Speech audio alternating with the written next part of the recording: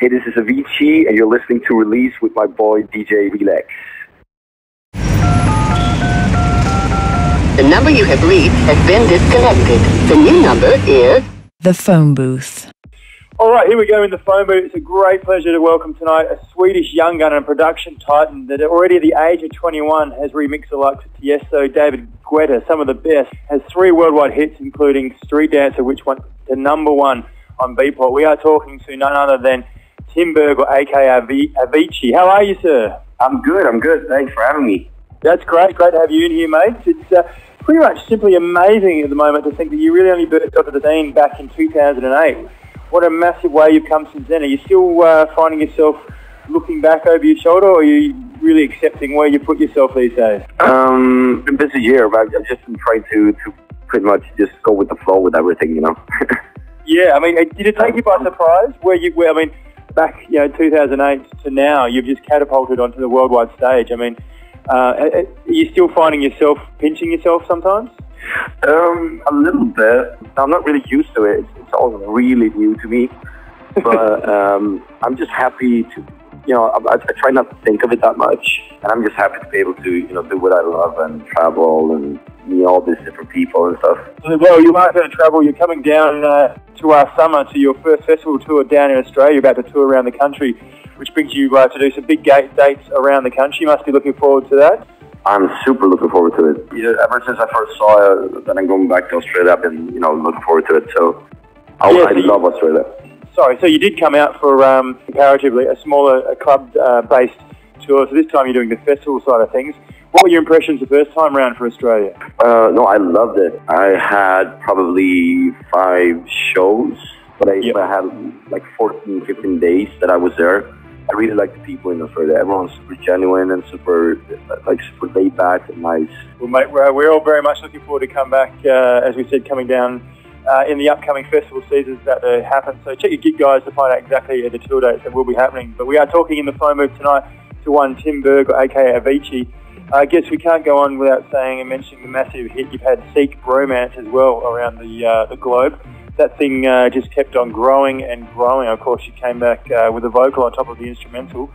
You must be proud of that one. I am, yeah, for sure. No, I was surprised over what happened with that track. I finished so much music, so it's so hard for me to personally see which tracks are gonna make it and which ones aren't. Yeah. Because you grow fond of all your tracks. So it's so hard. So when I finished it, I didn't think it would be a big deal. But then I just kind of especially when we got the vocal, all this stuff started happening, and I was finishing myself. Yeah. Well, at the moment, I barely have time. So I just got home to Sweden a couple of days ago from a 2.5 month tour this summer, and I'm leaving in 2 days for another 1.5 month tour. So there hasn't been much time, but I try to, when I'm on the road, I try to I can't finish whole tracks. I just can't. I don't know why. Some people like Layback Luke is amazing at working at airports and stuff like that, but I'm not like that. But I try to make as many melodies and stuff like that as I can, and then when I actually do get home, I'll probably finish 3 or 4 tracks in a day or 2. Yeah, right, great. I mean, excuse me, you talk about the melodies. Melodic influence is really big in your production, and probably a standout for that. Where do you think that sort of comes from? Is that just from your own appreciation of good melodic songs you've just grown up hearing, or why do you think melody is so important to your stuff?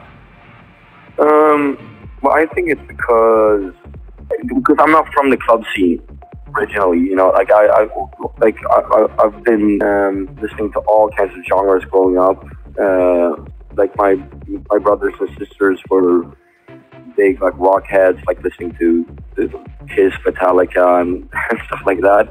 And then my dad was a big Ray Charles fan, and I have so many influences growing up. Yeah. But for me personally, it's always been about the melodies. That's always kind of brought me to a song. I think that's why I focus on melodies in my productions more, because that's what I look for in the track. Who's on your radar at the moment? I guess you're a man that gets to travel a fair bit and would know undoubtedly getting approached a lot these days, people, upcoming producers, etc. Is anyone that's sort of picking up on your radar?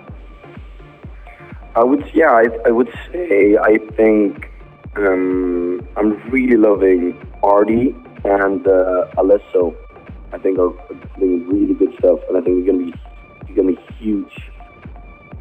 All right, two names to watch out for as picked by the man, Mr. Avicii or Tim Berg. Mate, we do appreciate you taking the time out. What is always a very busy schedule. As I said, you only got limited time back in your home country, so I'm sure you'll make the most of it. But before we go, we always like to ask all our guests, is there perhaps a track you can play on the show for us? Oh, yeah. Yeah, play Britney Spears, Oops, I Did It Again. All right, as picked by the melodic maker of Avicii. Here it is. One of the most unusual, but hey, it is your pick. It is Britney Spears. I did it again.